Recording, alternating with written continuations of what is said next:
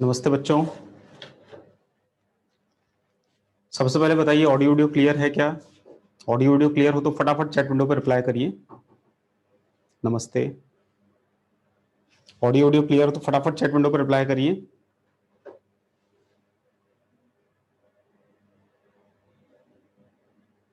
All clear, good, ठीक है। आप सभी को क्रिसमस की बहुत बहुत शुभकामनाएं। ईश्वर करे सेंटा क्लॉज आपकी सभी इच्छाओं को पूरा करे और बेहतरीन रैंक के साथ आप आईआईटी में सेलेक्ट हो।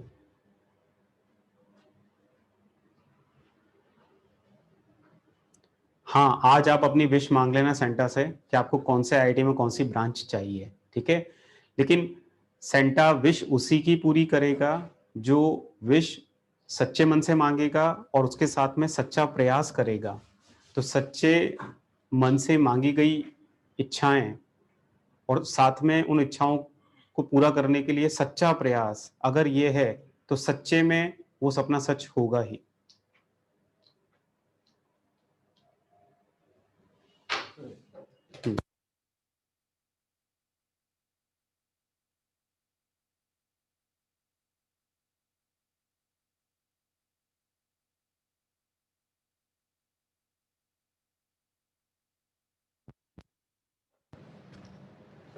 चलिए, ठीक है। तो आज बड़ा शुभ दिन है और उम्मीद करते हैं कि आज के दिन हमें सारी बात समझ में आए। आज वो दिन हो कि 100% बात सर की समझ में आए, ठीक है। अभी सब लोग आए नहीं हैं। जब तक सब लोग आते हैं तब तक आप लोग एक काम करिए, इसको कॉपी करना स्टार्ट करिए। बॉन्ड लेंथ टाइटल हम लोग आज डिस्कस करेंगे और उसके बाद में बेसिसिटी। ये दो बड़े टाइटल हमारे बच्चे हैं जीओसी के, एक बॉन्ड लेंथ, दूसरा बेसिक स्ट्रेंथ। तो पहले बॉन्ड लेंथ पढ़ेंगे फिर बेसिक स्ट्रेंथ पे आते हैं, ठीक है। तो आप नोट करना स्टार्ट करिए जब तक हमें बाकी लोग ज्वाइन करते हैं। आप सभी को मैरी क्रिसमस बेटा। आपकी क्या विश है? मेरी क्या विश है? ये तो बड़ा गूढ़ प्रश्न पूछ लिया हर्ष तुमने कि मेरी क्या विश है।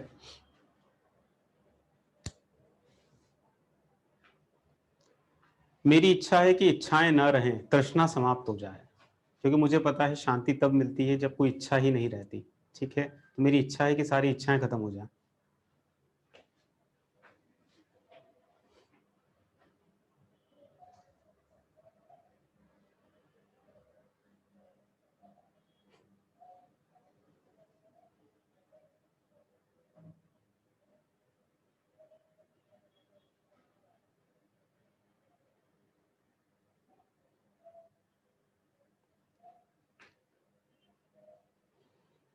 चलो फटाफट कॉपी करो, फटाफट कॉपी करो। जब कॉपी हो जाए तो मैं नेक्स्ट स्लाइड दिखा दूंगा,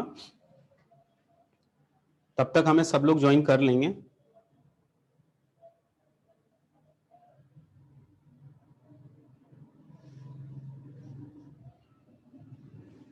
नहीं नहीं नहीं नहीं नहीं नहीं, अब तुम अभी बहुत छोटे हो।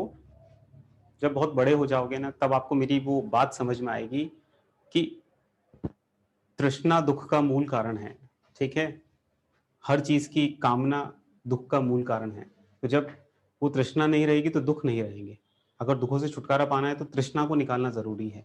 अभी आपको ये आध्यात्म की बात नहीं समझ में आएगी।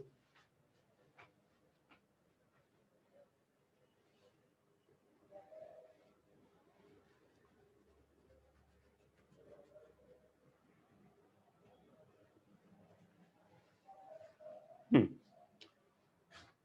लेकिन लेकिन लेकिन आपको अभी अच्छी जिंदगी के लिए बहुत अच्छे आईआईटी में जाना है और अच्छे आईआईटी में जाने के लिए पूरे जी जान से आपको मेहनत करनी है, ठीक है।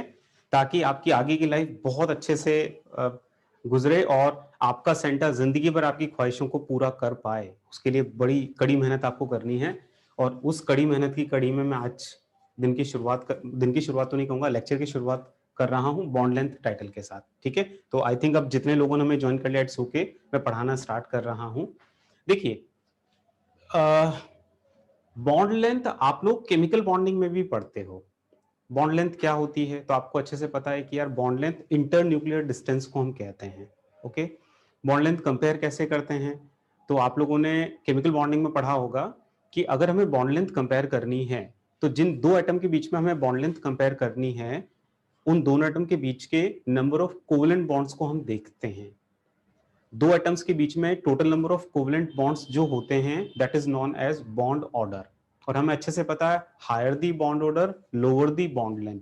अगर दो एटम के बीच में नंबर ऑफ कोवेलेंट बॉन्ड्स ज्यादा होंगे तो उनके जो न्यूक्लियस होंगे वो नजदीक होंगे तो इंटर न्यूक्लियर डिस्टेंस कम होगी, बॉन्ड लेंथ कम होगी।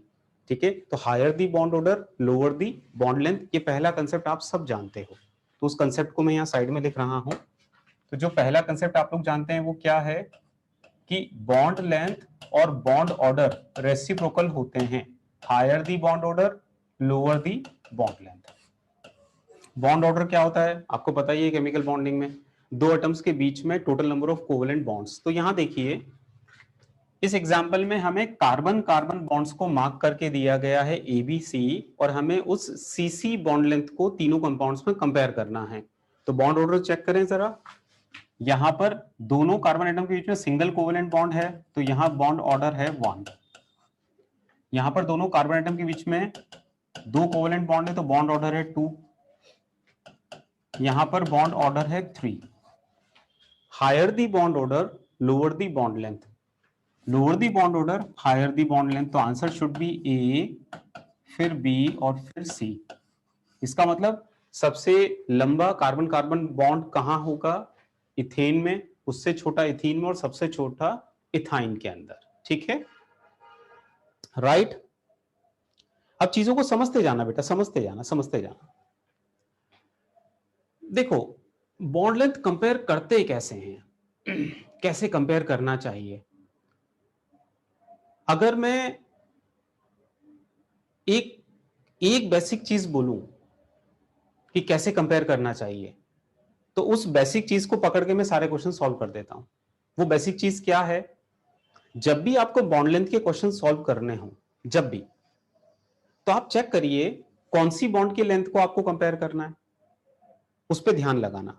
और आपको हर वो फैक्टर अकाउंट करना है जो फैक्टर उस इंडिकेटेड बॉन्ड में ऑर्डर को चेंज कर दे। क्या बोला मैंने? कि आपको जब भी क्वेश्चंस करने हैं बॉन्ड लेंथ के तो पहले देखिए उन क्वेश्चंस में कौन सी बॉन्ड की लेंथ कंपेयर करनी है। जिस बॉन्ड की लेंथ कंपेयर करनी है उस बॉन्ड में अगर कोई चीज बॉन्ड ऑर्डर चेंज कर रही है वो चीज को आपको अकाउंट करना है। मतलब क्या हुआ देखिए, जैसे बेंजीन में हमें CC bond length A mark करके दिया, इथीन में हमें CC bond length B mark करके दिया और हमें बॉन्ड लेंथ कंपेयर करनी है।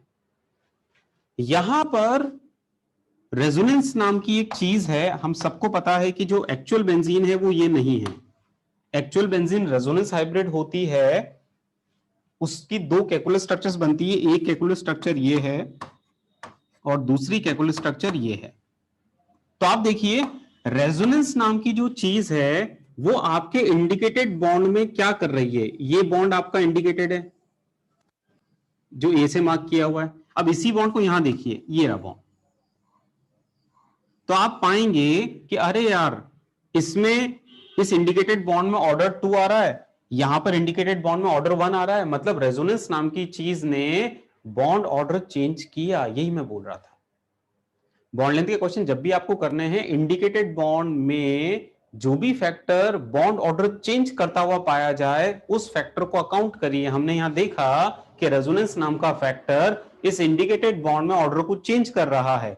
यहां पर डबल बॉन्ड है, बॉन्ड ऑर्डर 2 है, यहां पर उसी इंडिकेटेड बॉन्ड में बॉन्ड ऑर्डर 1 आ रहा है, सिंगल बॉन्ड है। इसका मतलब हमें रेजोनेंस को अकाउंट करना है। अब रेजोनेंस को अकाउंट करना है तो रेजोनेंस को अकाउंट करते कैसे हैं तो समझिए। रेजोनेंस को अकाउंट करने का मतलब है कि आप उस इंडिकेटेड बॉन्ड में परसेंटेज डबल बॉन्ड कैरेक्टर पता करिए। देखिए मैं यहां पर परसेंटेज डबल बॉन्ड कैरेक्टर पता करता हूं। तो percentage double bond character, percentage DBC is double bond character. ये कैसे पता करते हैं? तो भैया इसकी दो रेजोनेंस स्ट्रक्चर बनी, दो में से कितनी रेजोनेंस स्ट्रक्चर में इंडिकेटेड बॉन्ड में डबल बॉन्ड है बताइए। दो रेजोनेंस स्ट्रक्चर बनी, इन दो में से कितनी रेजोनेंस स्ट्रक्चर्स ऐसी है जहां इंडिकेटेड बॉन्ड में डबल बॉन्ड दिख रहा है? बताओ जरा। एक। इसका मतलब टोटल आरएस दो में से एक में डबल बॉन्ड है, मल्टीप्लाइडेड बाय 100, ऐसे डीबीसी आपको निकालना है। मतलब इसमें 50% डबल बॉन्ड कैरेक्टर है। तो अगर रेजोनेंस बॉन्ड ऑर्डर को चेंज कर रहा है इंडिकेटेड बॉन्ड में, तो रेजोनेंस को अकाउंट करिए। रेजोनेंस को अकाउंट करने का मतलब है आप आरएस बनाइए, जितनी आरएस बन रही है, और उसके बाद में टोटल आरएस में से कितनी आरएस में डबल बॉन्ड है मल्टीप्लाइडेड बाय 100, दैट इज डीबीसी।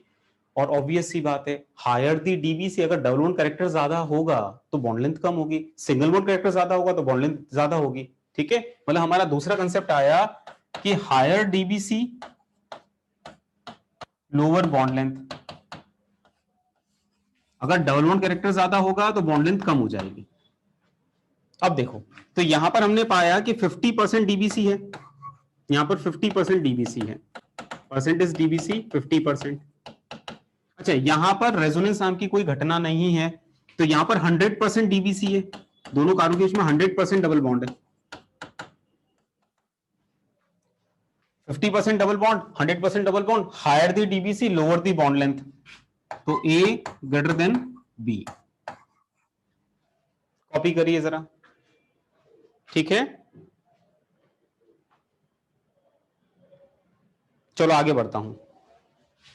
जिन बच्चों ने लेट ज्वाइन किया है वो स्क्रीनशॉट ले लें, इवनिंग में नोट करना। मैं आगे बढ़ रहा हूं, आप लोगों ने लेट ज्वाइन किया था, ठीक है। चलो अब यहां से देखो, जैसे यहां देखो बेटा, कार्बन क्लोरीन बॉन्ड आपको कंपेयर करना है, कार्बन क्लोरीन बॉन्ड कंपेयर करना है, तो क्या आपको किसी मॉलिक्यूल में इंडिकेटेड बॉन्ड में ऑर्डर चेंज होते हुए दिखता है क्या, और क्या कारण है, कौन सी चीज है जो ऑर्डर चेंज करेगी वहां? फर्स्ट वाले में, बिल्कुल फर्स्ट वाले में रेजोनेंस नाम की चीज है, लोन पेयर पाई कॉन्जुगेशन है भाई, तो आरएस बनेगी और ऐसी रेजोनेटिंग स्ट्रक्चर बनेगी। यहां पर कोई रेजोनेटिंग स्ट्रक्चर नहीं बन रही, ठीक है।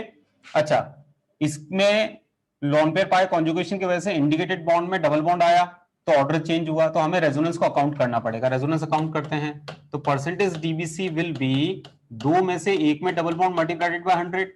भाई यहां तो सिंगल है और यहां डबल है, तो दो रेजोनेटिंग स्ट्रक्चर में एक में हमें डबल मिला इंडिकेटेड बॉन्ड में, तो यहां पर 50% डीबीसी आया। अच्छा, यहां पर 0% डीबीसी, क्योंकि कोई डबल बॉन्ड कैरेक्टर है ही नहीं, 100% सिंगल बॉन्ड कैरेक्टर है, तो भैया 0% DBC, 50% DBC, higher the DBC lower the length, तो higher the DBC lower the length, तो मतलब B is greater than A. क्या बात समझ में आ रही है सभी को?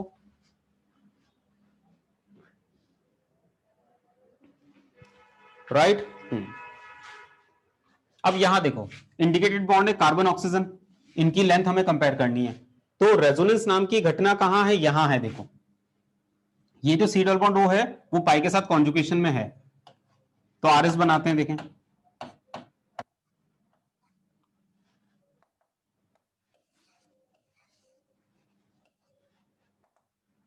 आरएस बनाते हैं,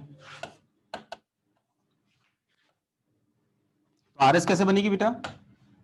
पाई पाई कॉन्जुगेशन की आरएस, ऑक्सीजन ने विड्रॉ किया तो यहाँ डेफिशिएंसी आती है, उसके पहले पाई बॉन्ड यहां पर,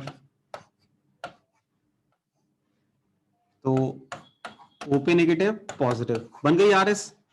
ऐसे इसमें भी आरएस बनाते हैं, इंडिकेटेड बॉन्ड में रेजोनेंस अगर करवाते हैं तो बॉन्ड ऑर्डर चेंज हो रहा है, तो यहां पर रेजोनेंस नाम की चीज बॉन्ड ऑर्डर को चेंज कर देगी।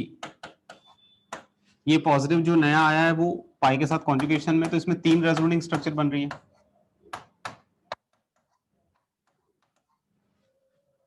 ठीक है। तो मैंने यही कहा था कि इंडिकेटेड बॉन्ड में ऑर्डर चेंज हो रहा है क्या किसी फिनोमिनॉन से, तो हाँ जी, यहाँ रेजोनेंस नाम के फिनोमिनॉन से इंडिकेटेड बॉन्ड में जो डबल बॉन्ड है वो सिंगल में कन्वर्ट हो गया, बॉन्ड ऑर्डर चेंज हो गया, तो हमें रेजोनेंस को काउंट करना है। रेजोनेंस को काउंट करते हैं, तो यहाँ पर परसेंटेज डीबीसी आ रहा है, दो में से एक में डबल बॉन्ड है, यहाँ डबल है यहाँ सिंगल है सीयू, तो इंडिकेटेड बॉन्ड को चेक करना है, इंडिकेटेड बॉन्ड यहाँ डबल है यहाँ इंडिकेटेड बॉन्ड सिंगल है, तो दो में से एक में डबल आ रहा है मल्टीप्लाइडेड बाय 100, तो ये आया 50%। ऐसे ही बेटा यहां पर आप इंडिकेटेड बॉन्ड को चेक करिए, सभी में यहां डबल है यहां सिंगल है यहां सिंगल है, तो तीन में से एक में डबल आ रहा है, तो यहां परसेंटेज डीबीसी आ रहा है तीन में से एक में double मल्टीप्लाइडेड bye 100, it comes out 33.33%, ठीक है। यहां 50%, यहां पर 100% डीबीसी है क्योंकि इसका कहीं कोई रेजोनेंस नहीं है, तो परसेंटेज डीबीसी 100%, 100% डीबीसी। हमारा कंसेप्ट क्या है? Higher the DBC lower the bond length, lower the DBC higher the bond length. तो कार्बन ऑक्सीजन बॉन्ड लेंथ का ऑर्डर आएगा, लॉन्गेस्ट होगा लीस्ट डीबीसी वाला मतलब सी, फिर बी और फिर ए। क्या बात समझ में आई सभी को? कॉपी करो। तो ऐसे हमें कंपेयर करना चाहिए, ठीक है। डीबीसी का फॉर्मूला, अरे भाई टोटल आरएस, और उन टोटल आरएस में से कितनी आरएस में इंडिकेटेड बॉन्ड डबल है, तो 2 आरएस, और 2 में से इस आरएस में इंडिकेटेड बॉन्ड डबल है, इस वाली आरएस में इंडिकेटेड बॉन्ड सिंगल है, तो 2 में से 1 में डबल है, तो 2 में से 1 में डबल है मल्टीप्लाइड बाय 100, सिंपल।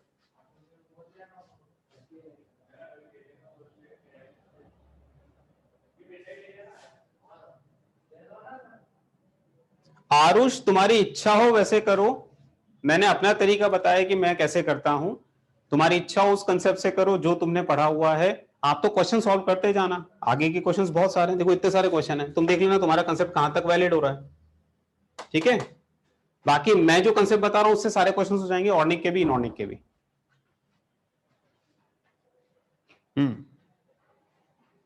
बाकी तुम्हारी इच्छा उससे करो। आज डाउट क्लास ग्रुप पे पोस्ट कर दूंगा बेटा मैं लिंक, ठीक है।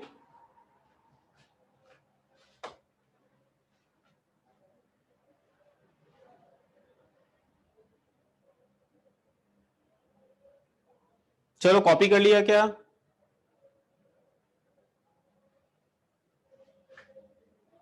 अरे जिन लोगों ने लेट ज्वाइन किया है उन सभी को क्रिसमस की बहुत बहुत शुभकामनाएं, ठीक है। अब बट आप लोगों ने लेट ज्वाइन किया है यार। यहां देखो बच्चों, यहां पर कार्बन नाइट्रोजन बॉन्ड लेंथ हमें कंपेयर करनी है। अब समझना, carbon nitrogen bond length compare करनी है तो किन किन में वो फैक्टर है जो बॉन्ड ऑर्डर को चेंज कर रहा है। तो भैया इसमें वो फैक्टर है जो बॉन्ड ऑर्डर को चेंज कर रहा है, इंडिकेटेड बॉन्ड के ऑर्डर को चेंज कर रहा है। तो यहाँ रेजोनेंस हमें दिख रहा है और साफ समझ में आ रहा है रेजोनेंस की वजह से सिंगल का डबल हो रहा है, यहां पर भी रेजोनेंस की वजह से सिंगल का डबल हो रहा है। तो इंडिकेटेड बॉन्ड में लोन पेयर पाई कॉन्जुगेशन एक ऐसा फिनोमेनॉन हमें फर्स्ट और फोर्थ में नजर आता है जो इंडिकेटेड बॉन्ड में ऑर्डर को चेंज कर रहा है। तो अब हमें उसका काउंट करना पड़ेगा, काउंट करना पड़ेगा, तो आरएस बनाओ जरा। तो आरएस बनाते हैं, तो इसकी मैं रेजोनेटिंग स्ट्रक्चर बना रहा हूं।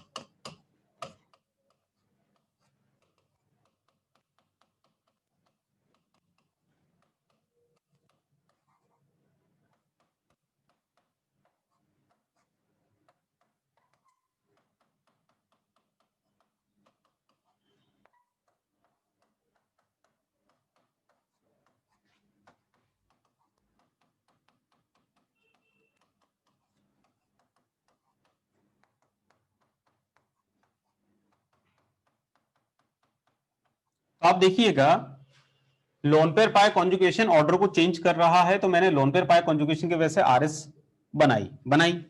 अब डीबीसी कैलकुलेट करता हूं। सिंगल, जो इंडिकेटेड बॉन्ड है उसको सब में देखो, single double double double single, बताओ कितना परसेंट डीबीसी है इसमें, कैलकुलेट करो जरा। इसमें डीबीसी कितना परसेंट आ रहा है? कितना परसेंट डीबीसी है? 5 आ रहे से 5 में से कितने में डबल है? 5 में से 1 2 3 में डबल है, तो 3/5 मल्टीप्लाइडेड बाय 100, तो इट इज 60% डीबीसी, ठीक है। चलो यहां पर 0% डीबीसी, इसमें 100% डीबीसी। इसमें चेक करना पड़ेगा, इसमें भी आरएस बनेगी क्योंकि लोन पेयर पाई कॉन्जुगेशन दिख रहा है तो आरएस बनाते हैं।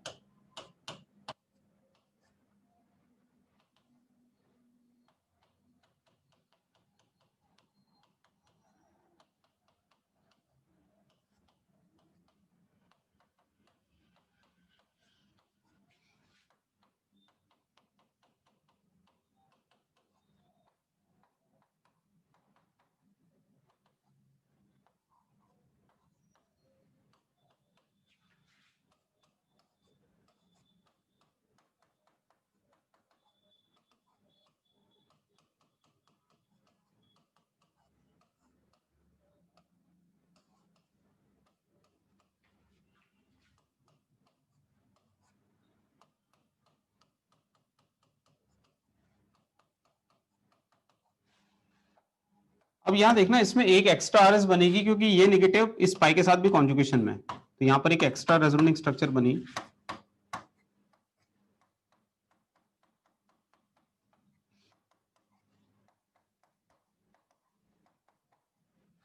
तो इसमें टोटल 6 रेजोनेंस स्ट्रक्चर्स बन रही है। अब इंडिकेटेड बॉन्ड को चेक करते हैं जरा। Single, double, double, double, double, single. कितना परसेंट डीबीसी हुआ? 6 में से 4 में डबल बॉन्ड है, तो परसेंटेज डीबीसी आउट ऑफ 6 4 में डबल बॉन्ड है, कितना परसेंट आएगा? 66.66। बस हो गया काम। तो समझ में रेजोनेंस कैसे काउंट किया जाता है? डीबीसी निकाल के काउंट किया जाता है। Higher the DBC lower the bond length. तो कार्बन नाइट्रोजन बॉन्ड लेंथ का जो आंसर होगा सभी में हाईएस्ट होगा 0% डीबीसी, फिर होगा 60%, 66, तो 60% lower the DBC higher the length, फिर डी और लास्ट में सी। समझ में आई बात? ठीक है, तो B A D C will be the correct answer. अच्छा, ये चीज आप अननोइंगली केमिकल बॉन्डिंग में करते थे, अननोइंगली वहां पर आप बोलते थे higher extent of resonance, lower the length, लेकिन आपको खुद को नहीं समझ में आ रहा था कि कर क्या रहे थे। एक्चुअली आप ये कर रहे थे। ठीक है,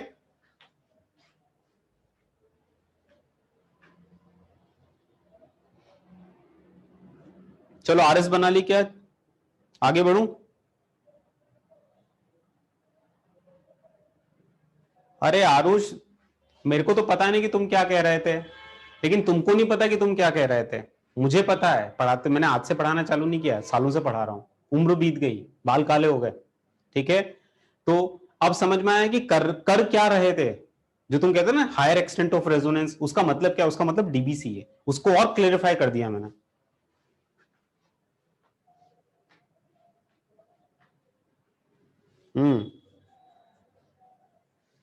चलो आगे बढ़ूं, लेकिन अभी तो कहानी आप देखते जाइए। हाँ जी, ये वाला क्वेश्चन तो करो यार, ये तो आप कर लोगे, तो बड़ा ही आसान है। Carbon nitrogen bond length compare करो। Higher the bond order, lower the length, lower the bond order, higher the length, तो ए बी सी। तो ये तो बच्चों वाला क्वेश्चन है। ठीक है, अब यहां देखो 7th वाले में बच्चों, अब कहानी में ट्विस्ट।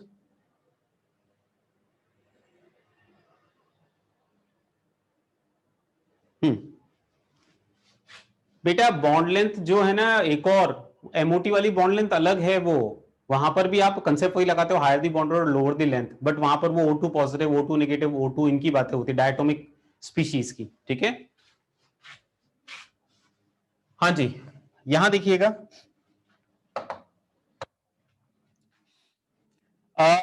फॉर्मेट आयन में हमें carbon oxygen bond length compare करनी है। पहले जो हम जानते हैं वो करते हैं। हमारा कंसेप्ट क्या? हमारा कंसेप्ट है कि अगर कोई चीज इंडिकेटेड बॉन्ड में लेंथ ऑर्डर को चेंज करे, अगर कोई चीज इंडिकेटेड बॉन्ड में ऑर्डर को चेंज करे, हम उसको काउंट करते हैं। तो मुझे लगता है यहाँ रेजोनेंस नाम की घटना है, नेगेटिव पाई या लोन पेयर पाई कॉन्जुगेशन है, तो उसकी वजह से जब मैं आरएस बनाऊंगा तो भैया मुझे इंडिकेटेड बॉन्ड में ऑर्डर चेंज होते हुए दिख रहे हैं। ये देखो, सिंगल था डबल दिख गया, डबल था सिंगल दिख गया, तो रेजोनेंस आपको काउंट करना पड़ेगा। करते हैं काउंट, अब काउंट करते हैं। तो डीबीसी निकाल रहा हूं, यहां पर डीबीसी डबल सिंगल, तो डीबीसी कितना आ रहा है? तो यहां पर डीबीसी आ रहा है 50%। दो में से एक में डबल है। अच्छा, दूसरे वाले बॉन्ड को देखें, सिंगल डबल, अरे ले यहां भी डीबीसी 50%। तो कभी अगर ऐसा हो जाए कि भैया रेजोनेंस नाम की घटना दिखी, हमने आरएस बनाई, आरएस बनाने के बाद में डीबीसी निकाला, डीबीसी निकाला तो हमने पाया कि जो दोनों बॉन्ड्स हैं, जो दो अलग अलग इंडिकेटेड हैं, उनमें डीबीसी सेम आ गया। ए में 50% डीबीसी, बी में भी 50% डीबीसी। अगर डीबीसी सेम आ जाए, डीबीसी अलग आ जाए, तब तो मजे हो गए। Higher the DBC lower the length कर देंगे। बट अगर डीबीसी सेम आ जाए तो क्या करें? अगर डीबीसी सेम आ जाए तो फिर आपको एक डीप ब्रीथ लेनी है, सांस को धीरे धीरे बाहर छोड़ना है।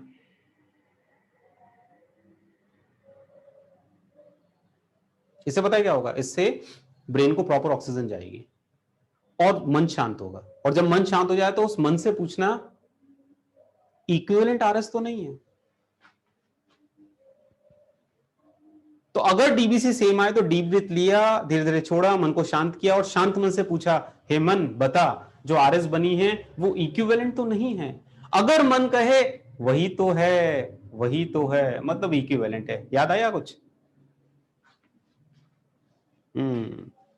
और अगर इक्विवेलेंट आरएस हो, अगर इक्विवेलेंट आरएस हो सेम, तो डीबीसी भी सेम, लेंथ भी सेम, तो फिर सीओ बॉन्ड लेंथ सेम आएगा। तो A is equals to B। जैसे यहां देखो, आप लोग करो जरा, बेंजीन की ही दो बॉन्ड्स को इंडिकेट किया हुआ है। नहीं नहीं, ऐसे नहीं, पहले प्रॉपर तरीके से चलेंगे। हम वो फैक्टर अकाउंट करेंगे जो इंडिकेटेड बॉन्ड में ऑर्डर को चेंज करता हो। तो भैया रेजोनेंस नाम की चीज ऑर्डर को चेंज कर रही है। उसके बाद में हम डीबीसी निकालेंगे, डबल सिंगल। तो डीबीसी कितना आया? 50%, क्योंकि दो में से एक में डबल। दूसरे बॉन्ड में क्या हालात हैं? Single double. डीबीसी कितना आया? डीबीसी आया कितना? सिंगल डबल तो 50%। अरे ले, दोनों इंडिकेटेड बॉन्ड में डीबीसी सेम, तो गहरी लंबी सांस ली, छोड़ी, मन शांत किया, मन से पूछा इक्विवेलेंट है क्या? बताओ दिल क्या कह रहा है? दिल कह रहा है वही तो है, yes they two are equivalent. और अगर इक्विवेलेंट है तो फिर बॉन्ड लेंथ सेम, तो A is equals to B. तो bond length C C A equals to B. पता है बच्चे घर का कंसेप्ट बनाते हैं। आप में से कई बच्चे हैं जिन्होंने कंसेप्ट क्या बना लिया, अरे सर इतनी तो माथाफोड़ी करनी नहीं थी, सर देखो ये तो एरोमेटिक है सर, और एरोमेटिक है तो एरोमेटिक में तो जितनी सीसी बॉन्ड लेंथ होती है वो सेम होती है। क्या करें, बच्चे ही तो हैं। जिन बच्चों ने ऐसे घर के कंसेप्ट बना रखे हैं कि एरोमेटिक सिस्टम में सीसी बॉन्ड लेंथ सेम होगी, सिर्फ उन बच्चों के लिए मैं एक एग्जांपल देता हूं, सिर्फ आपके लिए, सिर्फ आपके लिए एक एग्जांपल मैं देता हूं। क्या बोला आपने मुझे कि अगर एरोमेटिक सिस्टम है तो बॉन्ड लेंथ सारी की सारी सेम होगी? अच्छा अच्छा,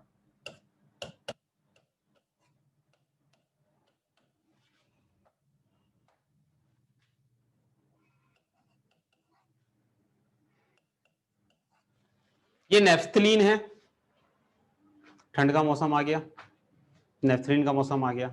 नेफ्थलीन बॉल्स होती है व्हाइट वाली, वुलन्स में रखते हैं, तो वो बॉल्स आपने देख ली होंगी। तो नेफ्थलीन, तो नेफ्थलीन एरोमेटिक है और नेफ्थलीन की रेजोनेटिंग स्ट्रक्चर बनानी है। तो कैसे बनाते हैं? तो मैंने शायद आपको बताया भी था, ये भी बेंजीन, वो भी बेंजीन, फिर इधर है बेंजीन, उधर नहीं है बेंजीन, फिर उधर है बेंजीन, इधर नहीं है बेंजीन, तो वैसे ही बनाएंगे। तो इन दो बॉन्ड की लेंथ को कंपेयर करना है, तो रेजोनेंस नाम की चीज करवा रहा हूं मैं। तो इसकी रेजोनेटिंग स्ट्रक्चर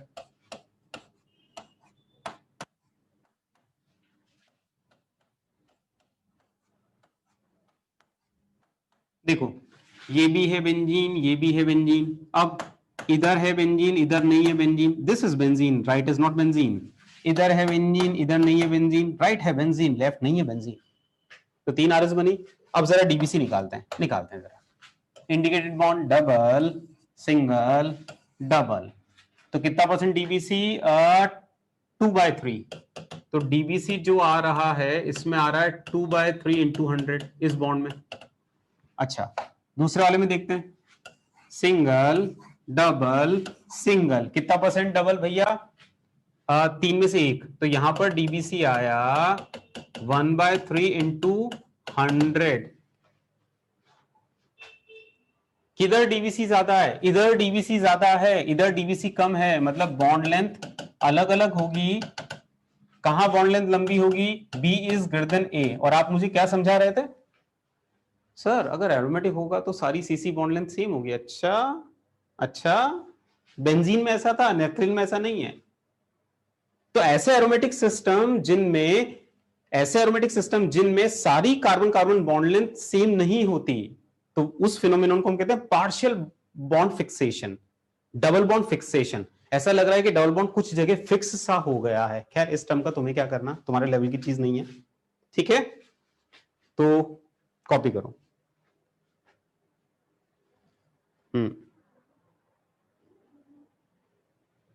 तो घर के कंसेप्ट ना बनाएं। थॉट समझ में आ गया?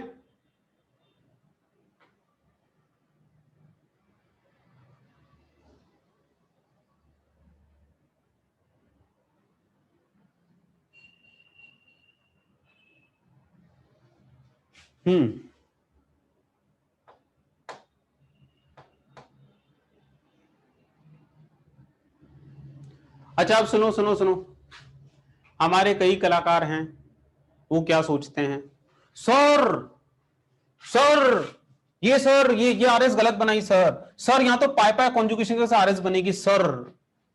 अरे भैया, जीवन में जहां ध्यान लगाना है ध्यान वहीं लगाना चाहिए। यहां पर आपको बोला क्या गया है, आपको ये कार्बन नाइट्रोजन बॉन्ड की लेंथ कंपेयर करनी है, तो जिस बॉन्ड की लेंथ कंपेयर करनी है वहां ध्यान लगाइए। यही तो बोला था मैंने स्टेटमेंट, कि जब आपको बॉन्ड लेंथ के क्वेश्चन करने हैं तो इंडिकेटेड बॉन्ड में जो फैक्टर बॉन्ड ऑर्डर को चेंज करे उसको अकाउंट करना है। तो यहां लोन पेयर पाई कॉन्जुगेशन की वजह से स्टार्ट करेंगे, आप पाई पाई के झमेले में नहीं पड़ेंगे, ठीक है। बात समझ में आ गई?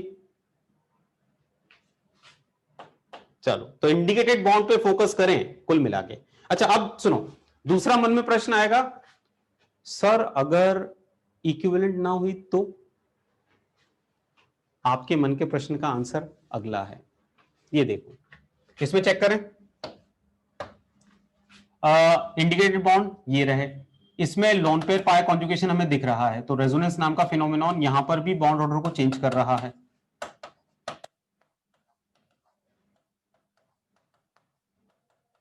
ठीक, तो लोन पेयर पाई कॉन्जुगेशन नाम का फिनोमेनॉन, लोन पेयर पाई कॉन्जुगेशन की वजह से आरएस बनी, और आरएस में हमने देखा सिंगल का डबल हो गया, डबल का सिंगल हो गया, मतलब बॉन्ड ऑर्डर चेंज हो गया इंडिकेटेड बॉन्ड में। अकाउंट करिए, रेजोनेंस को करते हैं जरा, तो अकाउंट करें तो डबल सिंगल, अरे भैया 50% डीबीसी, तो डीबीसी 50%। अच्छा, दूसरे में चेक करते हैं, सिंगल डबल, अरे यहां भी 50% डीबीसी।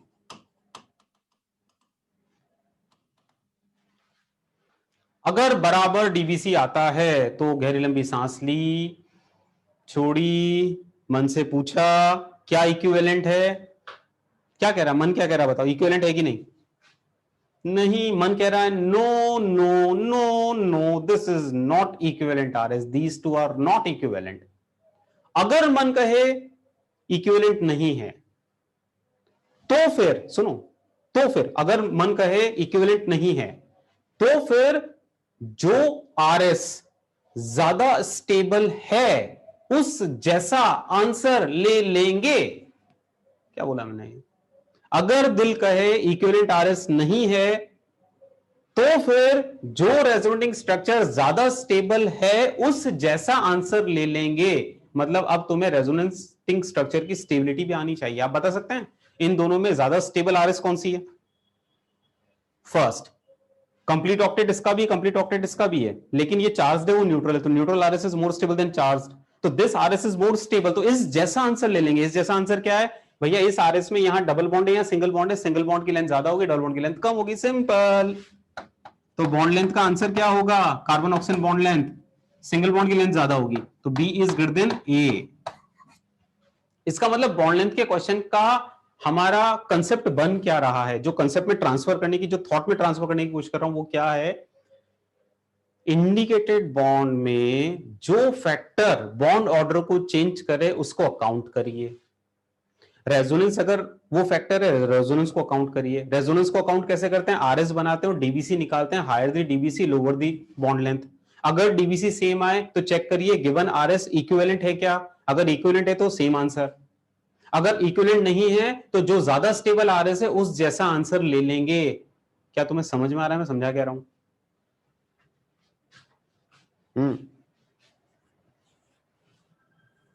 लिखवा दो सर प्लीज। अरे लिख लो यार, इतनी बार बोल दिया तो मेरे हिसाब से मैं अगर तुम्हारी जगह तब तक तो लिख चुका होता है कि how to compare bond length, तो खुद लिख लेना।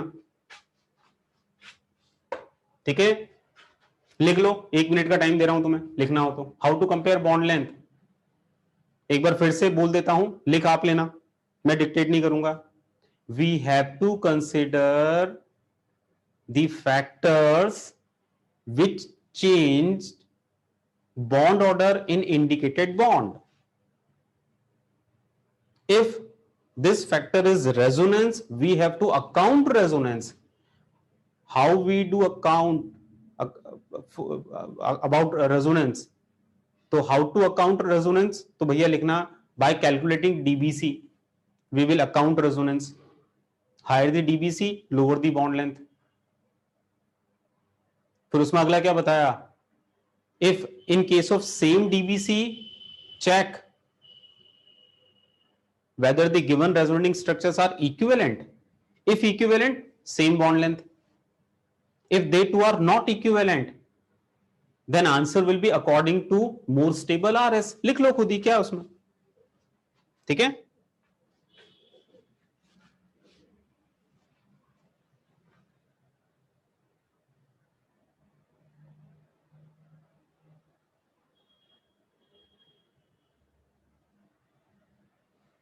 लिख लिया? हाँ तो थोड़ा अलर्ट होके बैठा करो यार, हर चीज मुझसे एक्सपेक्ट मत करो कि मैं ही लिखवाऊंगा। ओके चलो, अब सुनो, बॉन्ड लेंथ है तो अलग अलग फैक्टर्स तो आएंगे। अब आपको खुद को समझना है क्या फैक्टर है। जो भी मैंने अभी तक पढ़ाया उसमें से कुछ लग रहा है क्या? देखो कुछ स्ट्राइक कर रहा है क्या इंडिकेटेड बॉन्ड में? अरे वाह, बिल्कुल पहचान लिया, पहचान लिया, कई लोगों ने पहचान। नॉट रेजोनेंस, क्वाजी एरोमेटिक, बिल्कुल सही पहचाना, बिल्कुल सही पहचाना। अब देखो अचानक से क्वाजी एरोमेटिसिटी आ गई। आपको अच्छे से पता है कि ये वाला बॉन्ड ऐसे एग्जिस्ट नहीं करेगा। This bond has high degree of single bond character.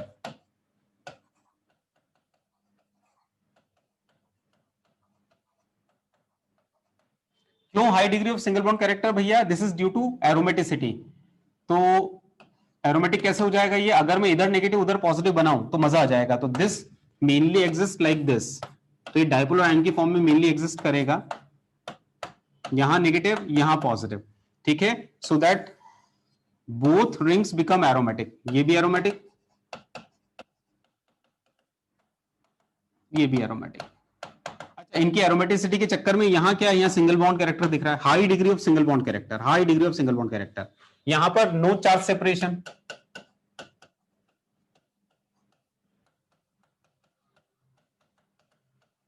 पूरा पूरा डबल बॉन्ड ही है, तो यहां डबल है और यहां पर सिंगल है, भैया सिंगल बॉन्ड की लेंथ ज्यादा होगी, तो A is greater than B. समझ में आई बात?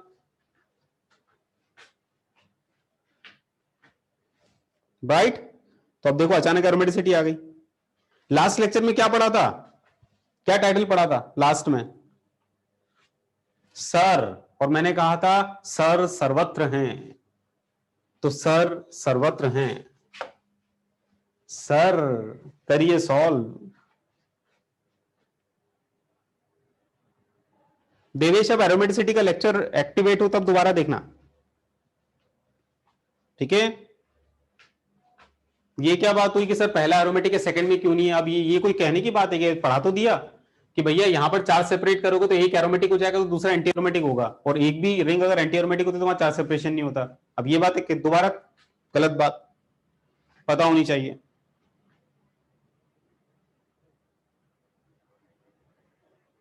चलो आगे बढ़ते हैं। हाँ जी, क्या लगता है तुम्हें 11th में कौन ज्यादा?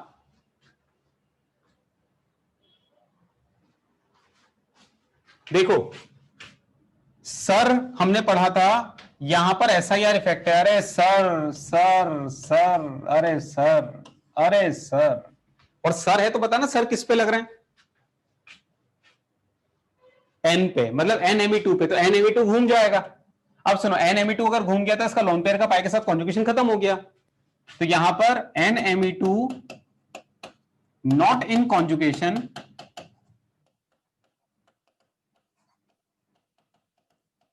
With benzene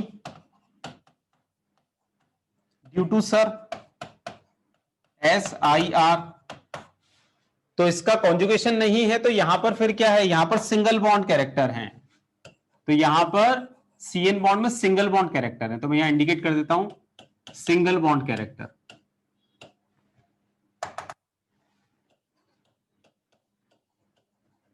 single bond character, ठीक है। अच्छा, यहां पर सर नहीं है तो लोन पेयर का पाई के साथ कॉन्जुगेशन है, अगर लोन पेयर का पाई के साथ कॉन्जुगेशन है तो यहां पर पार्शियल डबल है।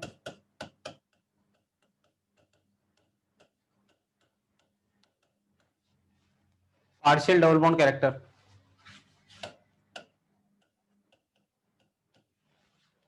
जहां सिंगल बॉन्ड कैरेक्टर है डेफिनेटली लेंथ वहां पर ज्यादा होगी। लेंथ ज्यादा कहां पर होगी, ए में ज्यादा होगी CN बॉन्ड लेंथ। बात समझ में आई, ठीक है। तो सर यहां बताओ जरा, ए बी में क्या सर है क्या कहीं पर, ए बी में कौन ज्यादा, हाँ सर है ए वाले में, तो यहां पर सर है तो NO2 घूम जाएगा, तो NO2 पे सर लग रहा है, नॉट इन कॉन्जुगेशन तो सिंगल बॉन्ड कैरेक्टर, तो वही सारी रामायण, ए इज ग्रेटर देन बी। यहां पर पाई पाई कॉन्जुगेशन है, यहां पर नहीं है, ठीक है। तुम अपने हिसाब से कॉपी में हिंट कर लेना कि यहां पर सर की वजह से NO2 आउट ऑफ प्लेन हो गया, तो पाई पाई कॉन्जुगेशन खत्म हो गया, तो प्योरली सिंगल बॉन्ड है। यहां पर पाई पाई कॉन्जुगेशन अभी भी है, यहां पार्शियल डबल बॉन्ड है, सिंगल बॉन्ड की लेंथ डबल बॉन्ड से ज्यादा होगी। एक्सप्लेन कर लो।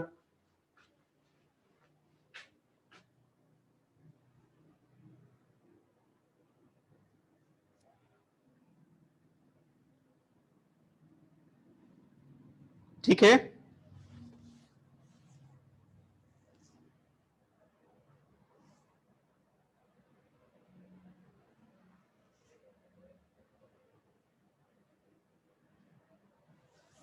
चलो आगे बढ़ू।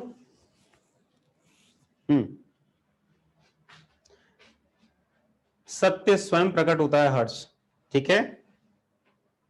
तो हर्ष लिख रहे हैं कि सर अब आप हमें समझ में आया कि आप पूरी बात एक साथ क्यों नहीं पढ़ाते हैं, आप उस बात को वहीं पढ़ाते हैं जहां वो सबसे ज्यादा काम आती है। आप जबरदस्ती की बात जबरदस्ती के टाइम पे नहीं पढ़ाते हैं, और हम आप पे कई बार शक करते हैं कि पता नहीं आपने अभी क्यों नहीं बताया। अब समझ में आ रहा है कि आपने एसिडिटी इंडक्टिव में क्यों नहीं पढ़ाई, बेसिडिटी इंडक्टिव में क्यों नहीं पढ़ाई। तो अब जब एंड होने वाला है तब बात, तो इसीलिए इसी बात पे मैंने कहा सत्य स्वयं प्रकट होता है, ठीक है। चलो आगे बढ़ते हैं। इसमें एक और चीज समझो, मैंने SIR कल पढ़ाया, SIR की एप्लीकेशन धीरे धीरे पढ़ा रहा हूं टुकड़ों में, एक साथ नहीं पढ़ाई। तो इंपॉर्टेंट बात यही होती है कौन सी चीज को बच्चों को कहां पढ़ाना है, दैट इज मोर इंपॉर्टेंट। आगे बढ़ू। यहां पर देखो सर दिख रहा है क्या, यहां सर दिख रहा है कि थोड़ा क्रिटिकल एग्जांपल है, सर दिख रहा है क्या, कहां दिख रहा है, मतलब कौन कौन घूमेंगे, मुझे बस इतना बताओ। ABC जो 3 NO2 है उसमें से कौन कौन घूमेंगे ये बताओ मुझे, ABC की फॉर्म में लिख के बताओ, ABC में कौन कौन घूमेगा।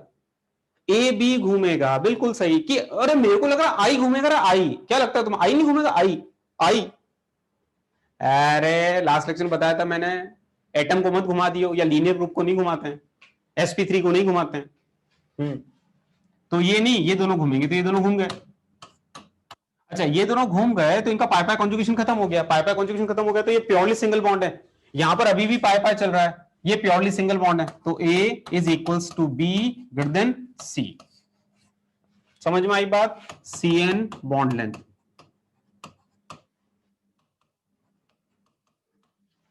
Any doubt. अब देखो ये वाला क्वेश्चन, ये टफ क्वेश्चन में आता है बेटा 13 वाला, लेकिन लगभग आप में से कई लोगों ने खुद नहीं सॉल्व कर लेते, क्योंकि एक कंसेप्ट आपके दिमाग में बन गया, तो आप कितना भी टफ आराम से कर लोगे। अब सुनो, अब थोड़ी सी अलग डायरेक्शन में मैं लेके जा रहा हूं, थोड़ा अलग, मतलब बॉन्ड लेंथ पे किस किस वैरायटी के क्वेश्चन आते हैं, तो क्वाजी एरोमेटिसिटी भी इन्वॉल्व हो सकती है, सर भी आ सकते हैं, काफी कुछ तुम्हें देखना पड़ेगा। अब मैं हाइपर कॉन्जुगेशन भी ले रहा हूं, समझना हाइपर कॉन्जुगेशन कैसे, हाइपर कॉन्जुगेशन अलग चीज है, ध्यान देना। इन दोनों बॉन्ड्स में हमें लेंथ कंपेयर करनी है, तो मैंने आपको बोला कि भैया वो फैक्टर अकाउंट करिए जो इंडिकेटेड बॉन्ड में ऑर्डर को चेंज करें, और उसमें पहले रेजोनेंस देखिए। तो रेजोनेंस तो मुझे कहीं नहीं दिख रहा, यहां भी कहीं रेजोनेंस नहीं दिख रहा, यहां भी कहीं रेजोनेंस दिख रहा है, तो रेजोनेंस नाम का फिनोमेनन नहीं है। अगर रेजोनेंस ना हो तो फिर हाइपर चेक करना। मैंने क्या बोला? अगर रेजोनेंस ना हो तो फिर हाइपर चेक करना। दोनों में हाइपर में अंतर है, अंतर है। अब यहां पर पता है क्या, तुम्हें हाइपर कॉन्जुगेटिव स्ट्रक्चर बनानी पड़ेगी। समझिए, शांत मन से समझिएगा। हाइपर कौन लगाएगा? कार्बन कार्बन डोनर का पड़ोसी कार्बन का हाइड्रोजन, ये हाइपर लगाएगा। कैसे हाइपर लगाएगा तो समझना ही, कैसे हाइपर लगाएगा। ये इधर, ये इधर। याद है वो त्याग करता है, सेक्रीफाइस करता है, तो नेगेटिव पॉजिटिव। ऐसे यहां देखो,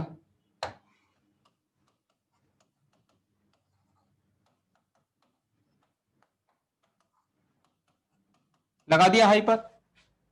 अब आप चेक करो आपका हाइपर कॉन्जुगेशन क्या कर रहा है।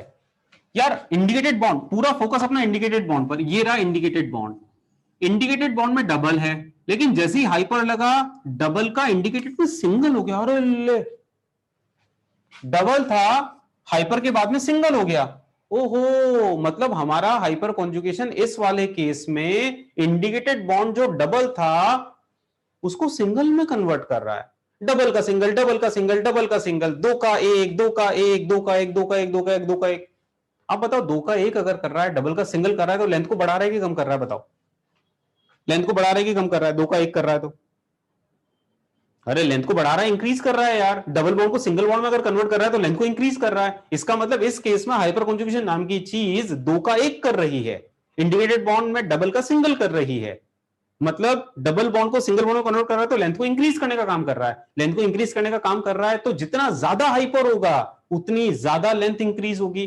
और हाइपर कॉन्जुगेशन किस पर डिपेंड करता है? नंबर ऑफ अल्फा हाइड्रोजन पे। तो यहां पर हाइपर कॉन्जुगेशन डबल का सिंगल कर रहा है, लेंथ को बढ़ा रहा है, तो जितना ज्यादा हाइपर कॉन्जुगेशन उतना सिंगल बॉन्ड कैरेक्टर। यहां पर 3 अल्फा का हाइपर है, यहां पर 2 अल्फा का हाइपर है। मोर number of hyper conjugative structures, more single bond character, more bond length, तो B greater than A। लेकिन लेकिन लेकिन लेकिन जैसे ही मैं ये बोलता हूं फिर एक घर का कंसेप्ट बना लेते हैं बच्चे अपने दिमाग में। बच्चे यार, बच्चे इतनी जल्दबाजी में रहते हैं कि उनको तो फटाफट सर सर सर मैंने कंसेप्ट बना लिया, सर मैंने कहा। अरे तुम ध्यान से सीखो तो सही, क्यों इतनी जल्दबाजी? घर का कंसेप्ट पता है कई लोगों ने क्या बना लिया? अच्छा, इसका मतलब हाइपर कॉन्जुगेशन जो होता है वो लेंथ को बढ़ाने का काम करता है। मैंने तो नहीं बोला ऐसा, मैंने तो बोला इसमें ऐसा हो रहा है। जरा अगला क्वेश्चन देखना। अगला क्वेश्चन जो है उसमें सेम मॉलिक्यूल है, बस मैंने बॉन्ड अलग इंडिकेट किया। बॉन्ड मैंने ये वाला इंडिकेट किया, इसकी लेंथ कंपेयर करनी है। देखिए रेजोनेंस नहीं है तो हाइपर लगाते हैं जरा।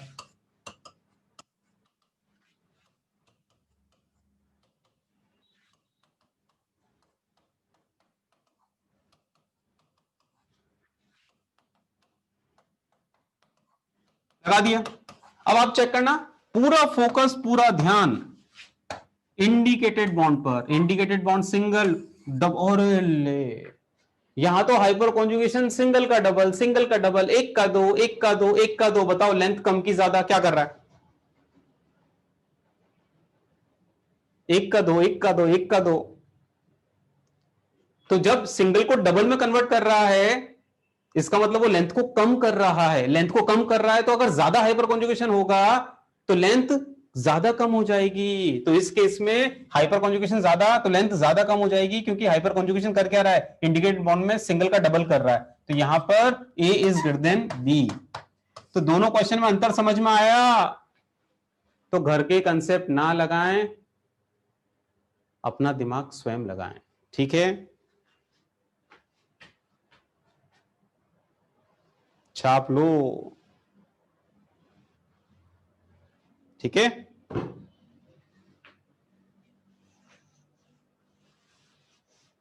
लास्ट स्लाइड लो। बस बेटा, this is all about bond length. तो उम्मीद करता हूं बॉन्ड लेंथ समझ में आ गया होगा। बॉन्ड लेंथ अच्छे से समझ में आ गया सभी को, कैसे होते सारी वैरायटी मैंने बता दी।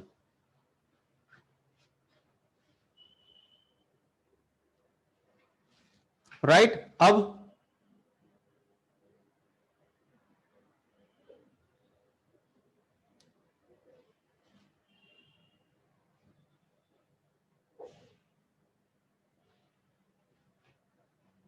इंडक्टिव से कुछ नहीं बेटा, जितनी वैरायटी है सब, बाकी एक आध वैरायटी और आएगी मॉड्यूल के डिस्कशन में मैं लूंगा। बॉन्ड लेंथ पे एक्सरसाइज 1 में पूरा एक सेक्शन हम लोगों ने दिया हुआ है, बहुत सारे क्वेश्चन एक साथ, उसमें ज्यादा क्वेश्चन तो आपको यहीं पर सॉल्व कर दिए मैंने, ठीक है। आगे बढ़ रहा हूं बेटा। हाइपर कॉन्जुगेशन वाला कुछ बच्चों को स्ट्रगल होता है। देखो स्ट्रगल कुछ भी नहीं है बेटा, ध्यान अपना वहीं लगाओ जहां लगाना चाहिए। कहां लगाना चाहिए? इंडिकेटेड बॉन्ड पे ध्यान होना चाहिए। तो जैसे यहां पर इंडिकेटेड बॉन्ड ये किया हुआ है, तो हाइपर कॉन्जुगेशन लगा के देखा, रेजोनेंस नहीं था तो हाइपर लगाया। हाइपर लगाया तो मैंने देखा कि हाइपर कॉन्जुगेटिव स्ट्रक्चर में डबल का सिंगल हो गया, डबल का सिंगल हो गया। अगर डबल का सिंगल हो गया ये तो अच्छी बात हो गई ना, लेंथ बढ़ रहा है, मतलब यहां पर हाइपर कॉन्जुगेशन लेंथ को बढ़ा रहा है, तो ज्यादा हाइपर कॉन्जुगेशन होगा, लेंथ बढ़ जाएगी। अच्छा यहां देखो इंडिकेटेड बॉन्ड ये रहा, इंडिकेटेड बॉन्ड यहां क्या कर रहा है, यहां पर हाइपर कॉन्जुगेशन की वजह से इंडिकेटेड बॉन्ड में सिंगल का डबल हो रहा है, सिंगल का डबल हो रहा है तब तो लेंथ कम कर रहा है, तो ज्यादा हाइपर कॉन्जुगेशन लेंथ को ज्यादा कम कर देगा। तो मतलब घर के कंसेप्ट मत बनाओ कि हाइपर कॉन्जुगेशन लेंथ को बढ़ाएगा कि कम करेगा, नहीं, इस केस में बढ़ा रहा था, इस केस में कम कर रहा था। कैसे पता लगेगा? इंडिकेटेड बॉन्ड पे अगर ध्यान लगाओगे तो समझ में आ जाएगा, ठीक है। आगे बढ़ूं बेटा, जिनको नहीं समझ में आया था, कैन वी मूव, राइट। तो ये हो गया बॉन्ड लेंथ, ये नेफ्थलीन वाला तुमने कॉपी कर ही लिया। अब आगे बढ़ते हैं, the toughest part of GOC. GOC का टफेस्ट पार्ट, मैं ऐसा इसलिए बोल रहा हूं, मेरा अनुभव कहता है बेटा 11th में बच्चे जीओसी पूरा पढ़ते हैं, बहुत अच्छे से हम लोग पढ़ाते हैं, बट उसके बाद में 12th में जब आते हैं और 12th में जब उनसे पूछा जाता है कि यार जीओसी में एक चीज वो बताओ जो रिवाइज करवानी है, वो सब लोग नाम लेते हैं बेसिसिटी का। तो मतलब बेसिक स्ट्रेंथ पता नहीं क्या इसमें ऐसा है कि ये बच्चों को एकदम से समझ में नहीं आती है, इसके क्वेश्चंस में बच्चे उतने कंफर्टेबल महसूस नहीं करते अपने आप को, पता नहीं। तो देखते हैं इस बार इतिहास बदलेगा क्या, क्या लगता है हम और आप मिलकर इतिहास बदल देंगे क्या? Are you ready? बदलेगा ना? देखो इतिहास तभी बदल पाएगा जब मन शांत हो, राइट। तो बेसिक स्ट्रेंथ,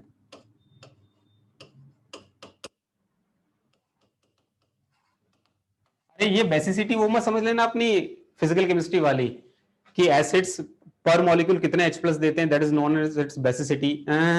तो मैं बेसिसिटी वर्ड ही हटाया था, ठीक है। ये तो तुम पता नहीं क्या समझोगे, तुम अर्थ का अनर्थ कर दोगे, तो मैं बेसिक स्ट्रेंथ लिख देता हूं।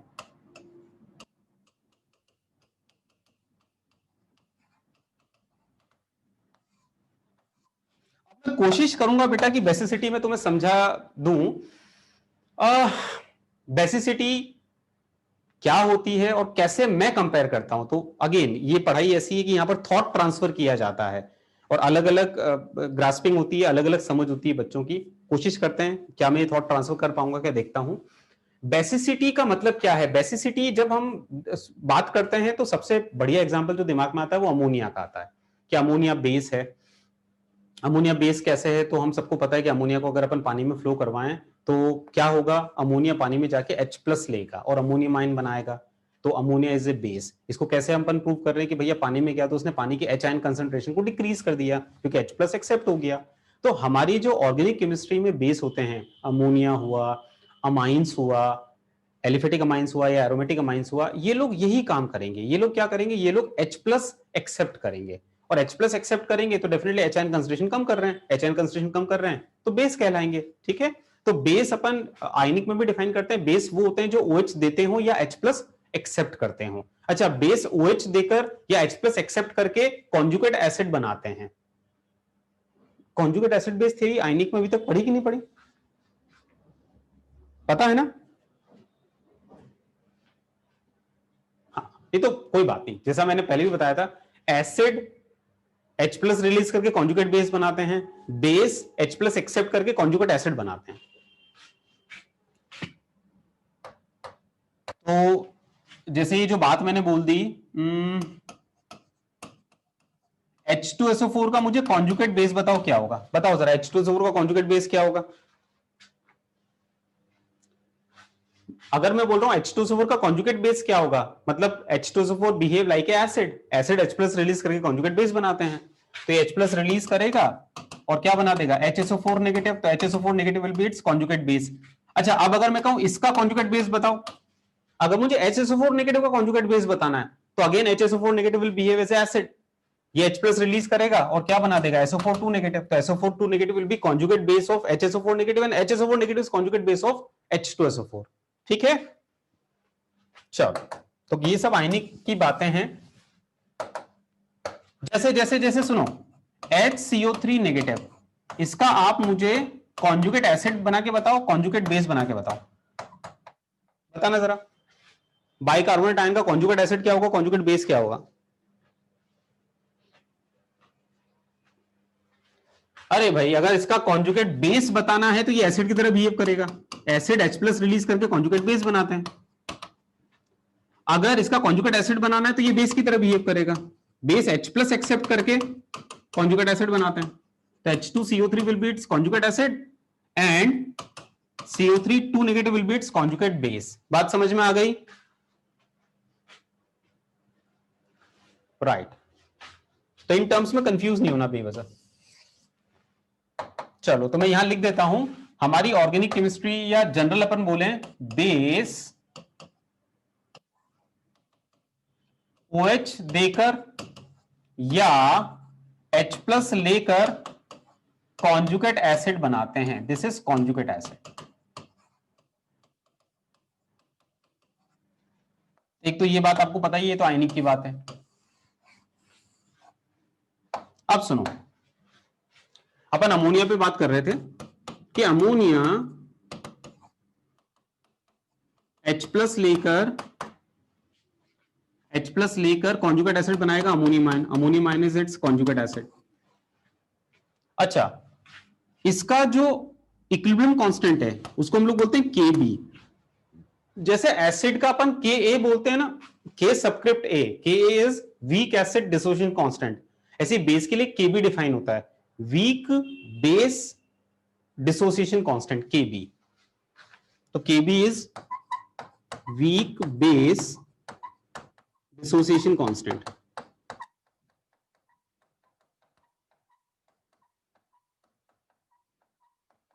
ठीक है, तो this is Kb of ammonia. और उसका एक्सप्रेशन क्या होगा बेटा? उसका एक्सप्रेशन होगा इक्विलिब्रियम पर अमोनियम आयन की concentration divided by H ion concentration and ammonia undissociated. Right? चलो, जैसे RNH2 primary amine, primary amine भी बेस है, ये भी H+ एक्सेप्ट करेंगी और क्या बनाएंगे? RNH3 positive. तो इसका जो इक्विलिब्रियम कांस्टेंट होगा वो Kb ऑफ RNH2 होगा। एक्सप्रेशन मैं नहीं लिख रहा हूं, लेकिन हमारे लिए पॉइंट ऑफ इंटरेस्ट पता है क्या है? हमारे लिए पॉइंट ऑफ इंटरेस्ट ये है कि अमोनिया और प्राइमरी अमाइन, ये जो RNH2 है, इन दोनों में स्ट्रॉन्ग बेस कौन सा है? ये भी बेस है, वो भी बेस है, वो भी H+ एक्सेप्ट कर रहा है, ये भी H+ एक्सेप्ट कर रहा है, तो इन दोनों में स्ट्रॉन्ग बेस कौन सा है? सीधी सी बात है यार, जिसकी Kb की वैल्यू ज्यादा होगी वो स्ट्रॉन्ग बेस होगा। Kb की वैल्यू ज्यादा होगी, स्ट्रॉन्ग बेस होगा। क्यों ऐसा बोल रहा हूं भैया? Kb की वैल्यू ज्यादा होगी मतलब इक्विलिब्रियम फॉरवर्ड ज्यादा होगा, ऑब्वियस सी बात है। तो Kb की वैल्यू ज्यादा होगी तो इक्विलिब्रियम फॉरवर्ड ज्यादा होगा, इक्विलिब्रियम फॉरवर्ड ज्यादा होगा तो H आयन कंसंट्रेशन उतने ही कम होते जाएंगे, उतने ही कंज्यूम होते जाएंगे, स्ट्रॉन्ग बेस होगा। मतलब हम कह सकते हैं कि जो बेसिक स्ट्रेंथ है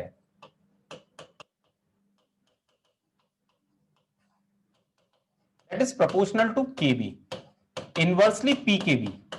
Pkb अपना वही यार, नेगेटिव लॉगरिथम ऑफ Kb, और क्या। तो higher the Kb lower the Pkb, that's it. ठीक है, तो सीधी बात है, अगर Kb की वैल्यू ज्यादा है इसका मतलब इक्विलिब्रियम फॉरवर्ड डायरेक्शन में ज्यादा है। अगर फॉरवर्ड डायरेक्शन में ज्यादा है तो H आयन कंसंट्रेशन कंज्यूम ज्यादा हो रहा है, कंज्यूम ज्यादा हो रहा है मतलब H आयन कंसंट्रेशन कम होती जा रही है, बेसिटी इंक्रीज होती जाएगी, ऑब्वियस सी बात है। लेकिन यार इसके लिए फिर हमें Kb की वैल्यू पता होनी चाहिए क्या? Pkb की वैल्यू पता होनी चाहिए क्या? बात तो सही है, पता होनी चाहिए। नहीं, वो याद थोड़ा ना कर सकते हैं, कितनी याद करेंगे? बात भी सही है। तो फिर कोई और तरीका? हाँ है, वही एसिडिटी वाला तरीका। याद है आपको? क्या तरीका? कॉन्जुगेट। कॉन्जुगेट की स्टेबिलिटी, जिसका कॉन्जुगेट ज्यादा स्टेबल उसमें इक्विलिब्रियम फॉरवर्ड ज्यादा होगा। किसका कॉन्जुगेट ज्यादा स्टेबल? देखिए, ये है तो कैटायन ना, ये है तो कैटायन ना, और आपको अच्छे से पता है कैटायन को डोनेटिंग ग्रुप स्टेबलाइज करते हैं एज पर जीओसी। तो भैया यहां पर R का plus I, that is electron donating group. यहां पर डोनेटिंग ग्रुप नहीं है, तो अगर डोनेटिंग ग्रुप है that is good, conjugate will be relatively more stable. If conjugate is more stable, equilibrium will lie more in forward direction, it will have higher value of Kb, it will be more basic. इसका मतलब RNH2 will be more basic than ammonia. इस case में basicity aliphatic amine की ammonia से ज्यादा है।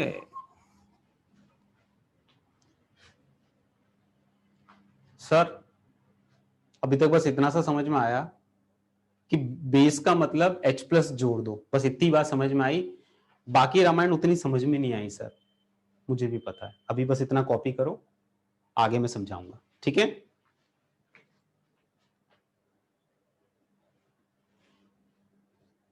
ठीक है, तो इसलिए कॉपी करो।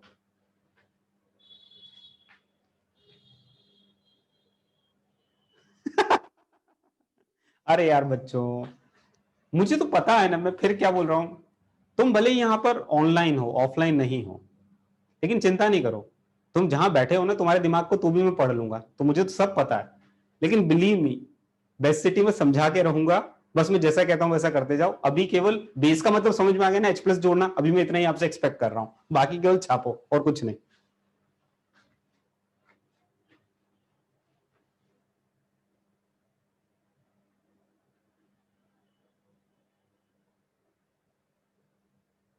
अरे कोई बात नहीं, जिनको समझ में आ गया वो तो बहुत ही अच्छा है। मैं जनरल बात कर रहा हूं, ठीक है। आगे बढ़ू, तो टेंशन बिल्कुल नहीं। कमल सर आपको बेस्ट सिटी सिखा के मानेंगे, चिंता नहीं। छाप लिया। अब सुनो बच्चों, क्वेश्चन हमें कैसे करने चाहिए मैं उसका तरीका बताता हूं। मतलब मैं कैसे सोचता हूं मैं वो बताऊंगा, ठीक है।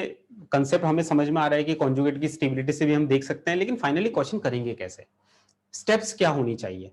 तो स्टेप्स मैं ओरली आपको समझा देता हूं, क्वेश्चंस के थ्रू अपन बात करेंगे इसमें पूरा। जब भी तुम बेसिसिटी कंपेयर कर रहे हो, पहले चेक करना कि जिन एटम्स में बेसिसिटी कंपेयर कर रहे हो वो एटम्स तो सेम है ना। जनरली ऑर्गेनिक में आप देखोगे कि आप नाइट्रोजन एटम को ही कंपेयर करते हो जनरली, क्योंकि अमाइंस में नाइट्रोजन होगा। तो सबसे पहले देखना कि भैया एटम तो सेम है ना। जिन अलग अलग स्पीशीज में आप बेसिसिटी, जैसे अपन क्वेश्चन के थ्रू बात करते हैं तो बात ज्यादा समझ में आएगी। जैसे जैसे जैसे समझो,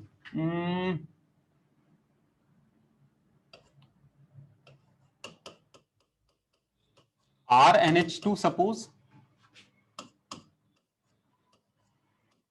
एक अपन ले लेते हैं ARNH2। अपन धीरे धीरे आगे बढ़ते हैं ना। जैसे इन दोनों में बेसिसिटी कंपेयर करनी है, ये एरोमेटिक अमाइन है, एलिफेटिक अमाइन है।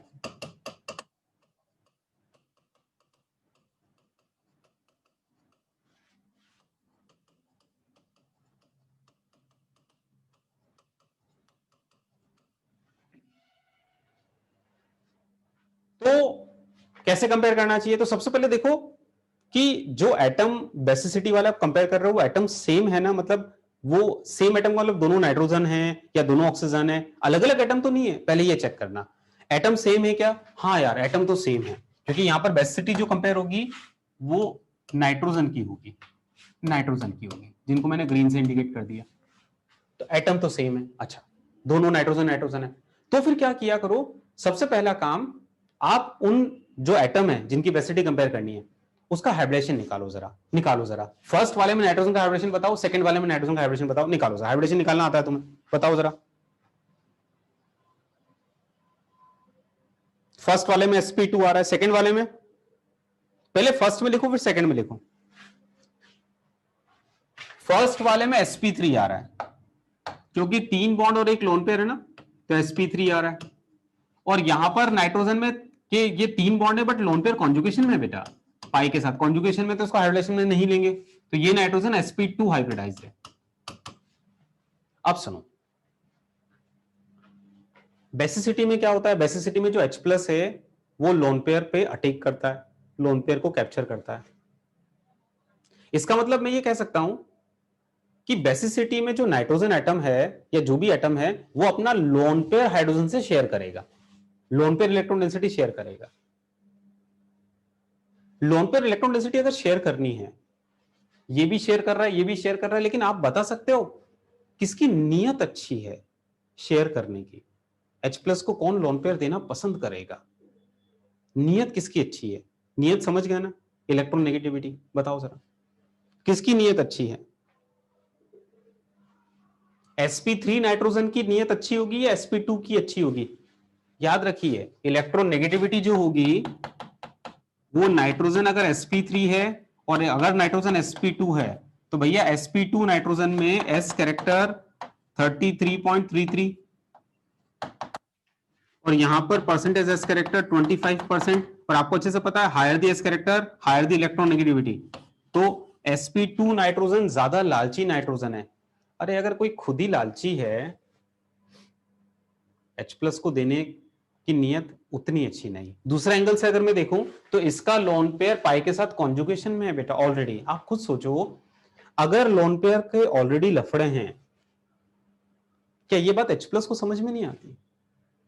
जो आने वाला H प्लस है उसको भी भली भांति पता है कि अगर मैं एलिफेटिक अमाइन पे जाऊंगा तो वहां पर नाइट्रोजन sp3 है और लोन पेयर पूरी तरीके से मेरे लिए है, पूरी तरीके से मेरे लिए है, उसका कहीं कोई लफड़ा नहीं है।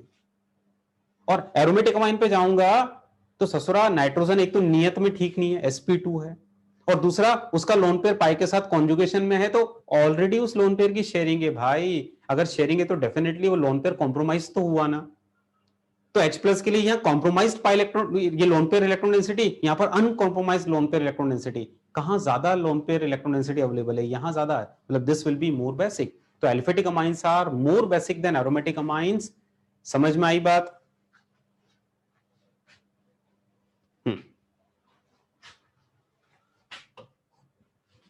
या मैं दूसरे एंगल से क्या बोल सकता हूं कि भैया unconjugated lone pair is more basic than conjugated lone pair, ऐसा मेरे को लगता है। ठीक है, तो मैं कुछ पॉइंट्स जो अपन समझते जा रहे हैं वो यहां लिखते जा रहे हैं कि अगर नाइट्रोजन sp3 है तो ये ज्यादा बेसिक होगा sp2 से, sp2 ज्यादा बेसिक होगा sp से बेसिसिटी में। एक कंसेप्ट हमारा ये बन रहा है कि अगर लोन पेयर इन कॉन्जुगेशन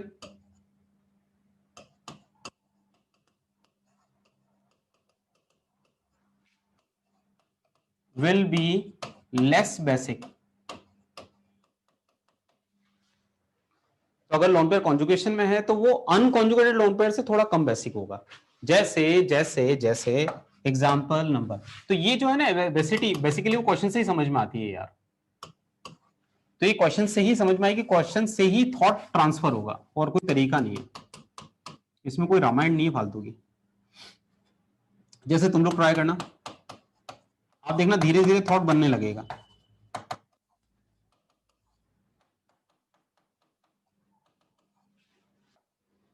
जैसे ये ए और ये बी, ये गुइनिडीन कंपाउंड है,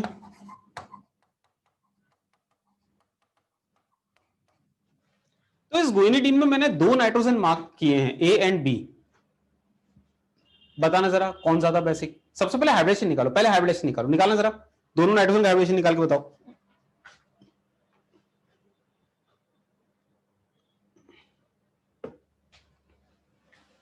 अरे यार आप सोचो अगर तुम हाइब्रिडेशन ही गलत निकालोगे तो कैसे काम चलेगा यार, कैसे काम चलेगा? फिर तो कुछ हो ही नहीं सकता।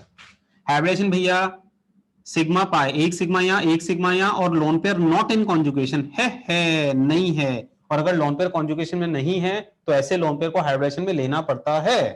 तो एक लोन पेयर और दो सिग्मा sp2, लोन पेयर का पाई के साथ लफड़ा है तो ये वाला लोन पेयर कॉन्जुगेशन में नहीं आएगा। तो यार भाई शुरू से मैं एक ही बात कह रहा हूं, अगर कोई लोन पेयर लफड़े में है तो उसको हाइब्रिडेशन में नहीं लेना है, बस ये बात, वरना लेना है। अगर कोई लोन पेयर पाई के साथ कॉन्जुगेशन में है, लफड़े में है, तो उसको हाइब्रिडेशन में नहीं लेना है, वरना लेना है। तो ये तो लफड़े में तो नहीं लेना है, तो 3 सिग्मा sp2, ये नाइट्रोजन भी sp2 और ये वाला नाइट्रोजन भी sp2, हाइब्रिडेशन तो सेम आ रहा है। अच्छा ठीक, कोई नहीं।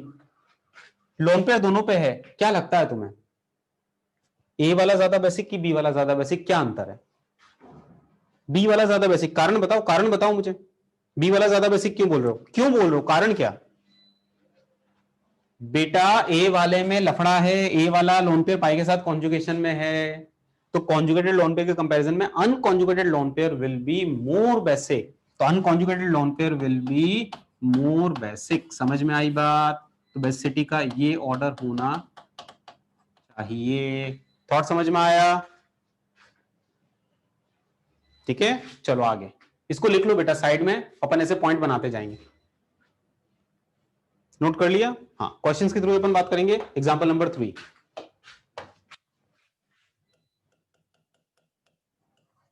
3 या 4 जो भी है तुम देख लेना। एग्जांपल कौन सा है?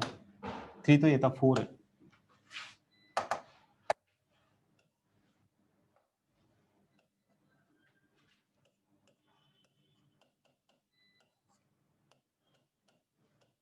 धीरे धीरे थॉट बनने लगेगा। जैसे ये ए है और ये बी है, कंपेयर बेसिक स्ट्रेंथ करिए, कंपेयर, लगाओ दिमाग। पहले हाइब्रिडेशन चेक करो, पहले हाइब्रिडेशन चेक करो।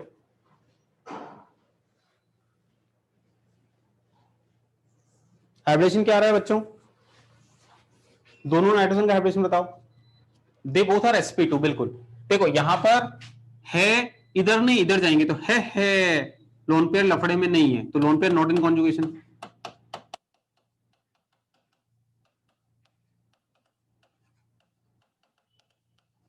अच्छा, तो ये हाइब्रिडेशन में आएगा, सिग्मा सिग्मा और एक लोन पेयर, तो ये sp2 आ रहा है। ये वाला लोन पेयर लफड़े में है, that loan pair is in conjugation. Conjugation, okay, conjugation है भैया, तो इसका हाइब्रिडेशन, इसको हटा दो, sp2, they both are sp2। फिर lone pair not in conjugation, lone pair is in conjugation, not in conjugation is more basic, तो not in conjugation is more basic. ठीक है, आगे देखो, ध्यान देना।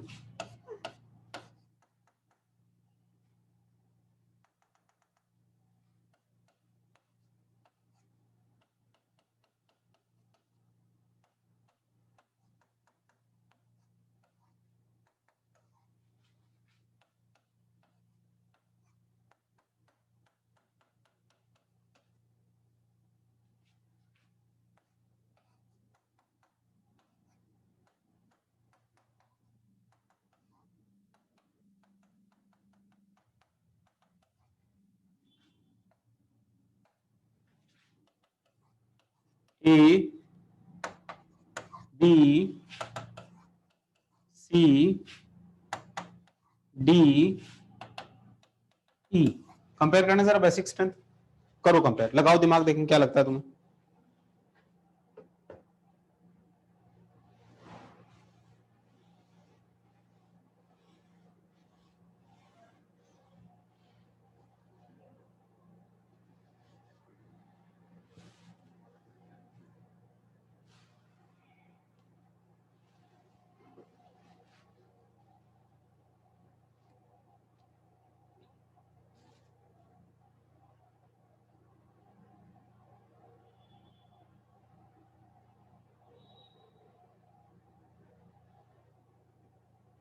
डिक्रीजिंग ऑर्डर बताना। यश कह रहे हैं sir A B C D E decreasing order ही है। क्रिश बेटा ई गायब क्यों कर रहा है रे? ए बी सी डी ई किधर गया फिर? Gopal A B C D E decreasing, अच्छा देखते हैं। अच्छा, A B C D E decreasing order में ही है। यार ये एक ही आंसर दे रहे हो तुम तो सारे के सारे, A B C D E decreasing order में ही है। ए बी डी सी ई एक नया आंसर आया, बुरहानुद्दीन का एक नया आंसर है, अथर्व भी नया आंसर दे रहे हैं, ए बी डी सी ई बोल रहे हैं, ए बी ई देवेश अलग आंसर है।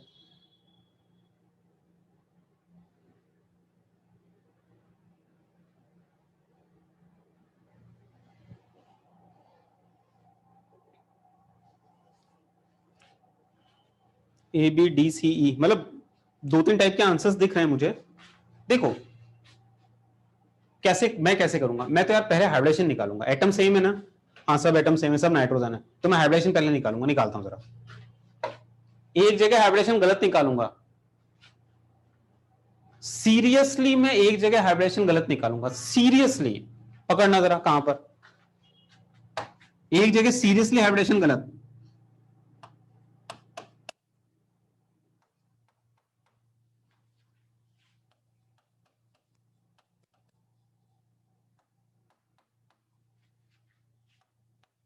बताओ हाइब्रिडेशन कहां पर गलत है?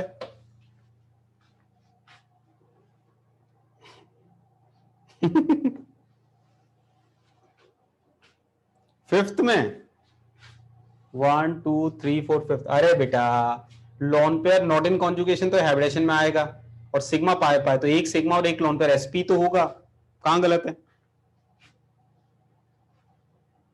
फर्स्ट में गलत है। अच्छा, 3 सिग्मा है और एक लोन पेयर है, लोन पेयर का कॉन्जुगेशन तो है नहीं, तो लोन पेयर भी हाइब्रिडेशन में जाएगा, तो 3 सिग्मा और एक लोन पेयर sp3 सही तो है।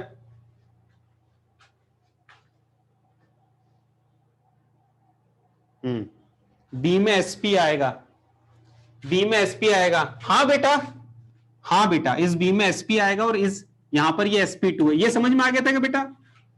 ये वाला समझ में आ गया था कि ऊपर वाला जो कह रहा है बी में sp आएगा?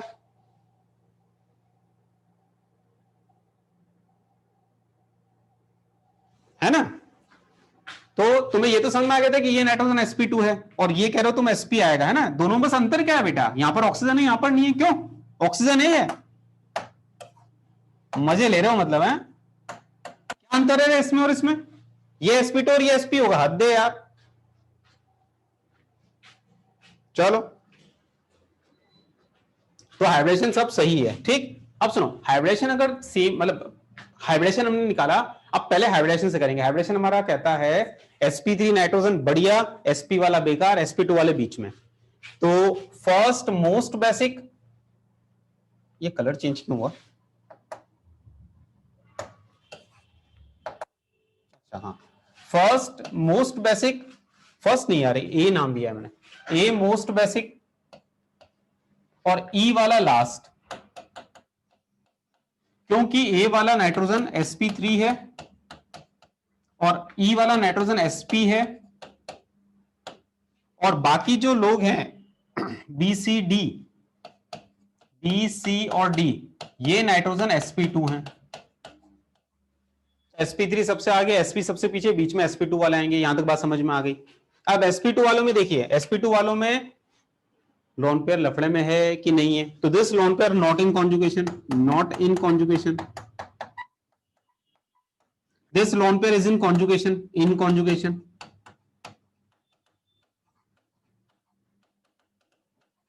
This loan pair is in conjugation, yes it is in conjugation. तो हमारा कंसेप्ट कहता है कि भैया not in conjugation is better then in conjugation. तो नॉट इन कॉन्जुगेशन बेटर, तो नॉट इन कॉन्जुगेशन बेटर मतलब बी बेटर है। अब सी और डी में कंपेयर करें, सी और डी में कंपेयर करें, क्या लगता है तुम्हें? तुम गैस करो जरा, क्या लगता है? सी देन डी? सी ज्यादा बेसिक? सुनो सुनो सुनो सुनो सुनो, लफड़े ये भी है, लफड़े ये भी है। एनिलीन और पायरोल, ये पायरोल कहलाता है, पायरोल कंपाउंड है। तो एनिलीन में भी लफड़ा है और पायरोल में भी लफड़ा है, लेकिन पायरोल में आप ध्यान से देखिए, वो लफड़ा फेविकोल का मजबूत जोड़ है, वो नॉर्मल लफड़ा नहीं है, वो बाबा का लोन पेयर है, ह्यूकेल बाबा का लोन पेयर है। This is aromatic, yes pyrrole is aromatic. Aromaticity याद आ रही है? अगर मैं आपसे पूछता ये एरोमेटिक है? हाँ है। कैसे? Sir sp2 sp2 sp2 sp2 sp2 सारे sp2 हैं। और पाई सिस्टम कौन सा है बताओ जरा, कितना पाई सिस्टम है एरोमेटिसिटी के हिसाब से इसमें पायरोल में? 6। तो 6 में आप देखो, आपने काउंट क्या किया? 2 2 4 और 2 6। तो आपने बोला सर ये एरोमेटिक है और 6 पाई सिस्टम है।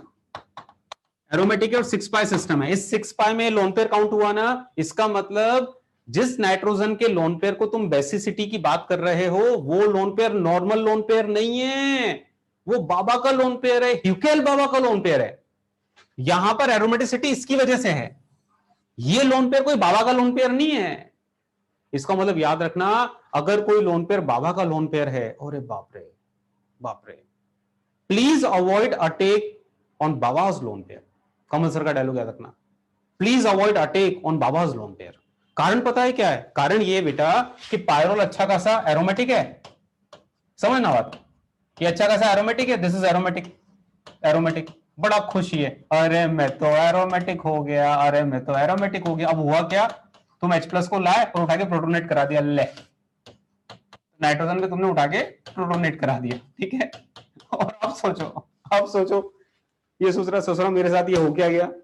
मैं अच्छा खासा गाना गा रहा था, अरे मैं एरोमेटिक हो गया, अरे मैं एरोमेटिक हो गया। ससुरा ये टीएनआर जो भी है तुम्हारा, इस बैच के बच्चे आए और H प्लस प्रोटोनेट कर दिया, घंटी बजा दी हैं, तो ये क्या हो गया, ये तो sp3 हो गया। Now it is not aromatic, it is non aromatic. अब आप खुद बताओ यार, पहले अच्छा था कि बाद में अच्छा है?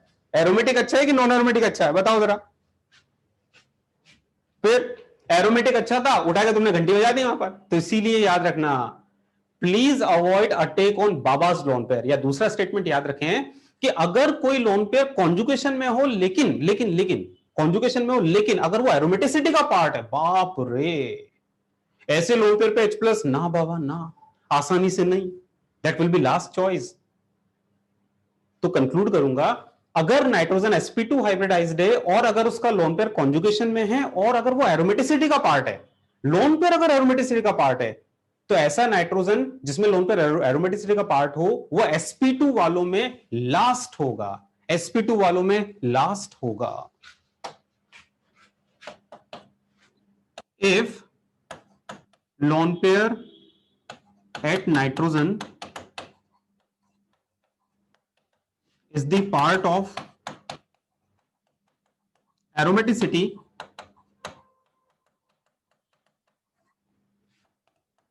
it will be least basic among all sp2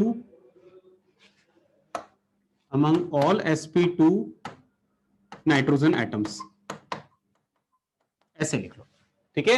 तो अगर कभी नाइट्रोजन का लोन पेयर एरोमेटिसिटी का पार्ट है, तो वो sp2 वाले नाइट्रोजन में सबसे कम बेसिक होगा। दूसरा मेरा dialogue, please avoid attack on Baba's lone pair, Baba's lone pair, ठीक है। H प्लस को बाबा के लोन पेयर से दूर रखें। कौन सा बाबा, बाबा का नाम बताओ, कौन सा बाबा की बात कर रहा हूं मैं? हाँ, ह्यूकेल बाबा।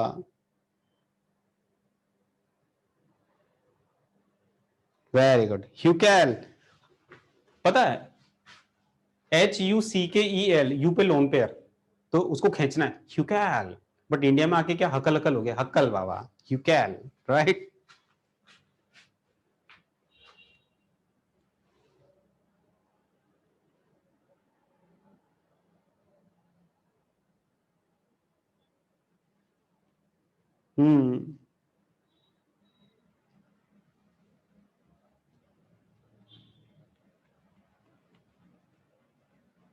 चलो आगे बढ़ूं। तो आई थिंक अब बात पूरी समझ में आ गई। तो ए बी सी और डी में डी बेकार है, sp2 वालों में डी सबसे, तो ये sp2 वाले। तो फाइनल आंसर क्या है? फाइनल आंसर ये है भैया, ठीक है। थॉट समझ में आ गया? तो आंसर है A B C D E decreasing order, right. चलिए, तो आज के लिए इतना बहुत है, बेसिसिटी की शुरुआत है। अब मन में प्रश्न आ रहा होगा, सर कितना जीओसी बचा है? अगले लेक्चर में हम लोग बेसिसिटी को खत्म करेंगे और उसके बाद में अब क्या बचा है? अब एक रेजोनेंस एनर्जी बची है, हीट ऑफ हाइट। एक लिस्ट बना लो ना, कोई भी, कोई है क्या यहां पर जो लिस्ट बना सकता है? मैं पॉइंट बता देता हूं। हाँ, तो एक लिस्ट में बोल रहा हूं, वो लिख लो, फटाफट लिख लो जो जो बचा है।